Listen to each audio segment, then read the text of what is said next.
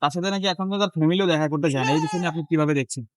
Family দেখা করতে গিয়েছে কিনা আমি জানি না। কারণ হচ্ছে সে যেহেতু বগুড়ায় অ্যারেস্ট হয়েছে তো আসলে আমি কিছু বলতে পারছি না। ঢাকা হলে একটা কথা ছিল। কারণ সবাই জানতো বা যেত পরিচিত যারা আছে। কোন বিষয়ে গ্রেপ্তার হয়েছে যদি আপনার জানা থাকতো যদি একটু বলতেন? আমি শুনেছি মিথিলা নামের একটা মেয়েকে নিয়ে আরকি মানে তাকে নাকি বিয়ে করেছে হুজুর দিয়ে লাইক কাবিন করার কথা বলেছে সেটা করেনি।